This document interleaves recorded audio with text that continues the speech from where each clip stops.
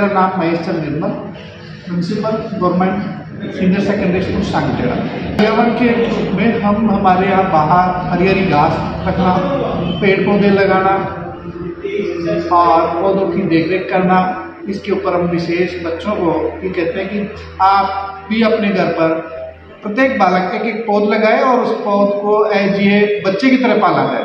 सफाई के रूप में बच्चों से हम ये कहते हैं कि आप अपना सफाई का विशेष ध्यान रखें। सुबह अर्ली मॉर्निंग उठते ही पहले तो आपको शौचालय जाकर के अपने हाथ धोने चाहिए, साबुन से हाथ धोना चाहिए। खाना खाने से पहले आपको साबुन से हाथ धोना चाहिए और उसके बाद खाना खाने के बाद भी आपको साबुन से हाथ धोने चाहिए। स्वयं की शरीर की सफाई ज़्यादा सफाई काम देती रहती है। इस प्रकार बच्चों को सफाई के बारे में विशेष ज़्यादा ध्यान दिया जाता है। यातायात के नियमों के बारे में जानकारियाँ दी जाती हैं। आते समय किसी भी बालिकाओं को कहा जाता है, क्योंकि ऐसे 4-4, 5-5 किलोमीटर की दूरी से जो बालिकाएं आती हैं कि वो किसी दूसरे की बाइक पर बैठकर नहीं आए, चाहे पैदल ही आना पड़े, अपने पेरेंट्स साथ में आए। कोरोना काल के अंतर्गत भी हम इनसे ही कहते हैं कि आप सभी बालिकाएं अपना जल, अपना खाना, सारी चीज़ें आप स्वयं लेकर उपस्थित हैं। एक दूसरे पर कम विश्वास करें। साफ सफाई के रूप में बच्चों को नहाने धोने से संबंधित, कपड़ों से संबंधित स्वयं ही अपना काम करें। पेरेंट्सों के ऊपर निर्भर कम से कम रहे। जो बड़े बच्चे होते हैं कक्षा 6 से 10 तक को हम बार बार यही कहा करते हैं कि स्वयं अपना सफाई पर विशेष ध्यान रखें। हाथ धोना, कपड़े धोना, अपने खुद की प्रेस वगैरह करना और खुद अपने सेल्फ डिफेंस प्रबंधन के लिए भी हम बार बार बच्चों से कहते हैं कि अनावश्यक जल को नहीं बहाया जाए, क्योंकि एक एक बूंद बहुत कीमती है। आप लोगों को यहाँ पानी की मात्रा खूब है, लेकिन मैं पिछले जिलों में जब कराया हूँ बाड़मेर में, वहाँ पानी की बहुत ही व्यवस्था है। इसलिए इस पानी को भी अपन को नहीं बहाना है, इसको वास्तविक रूप में ही काम में लेना है।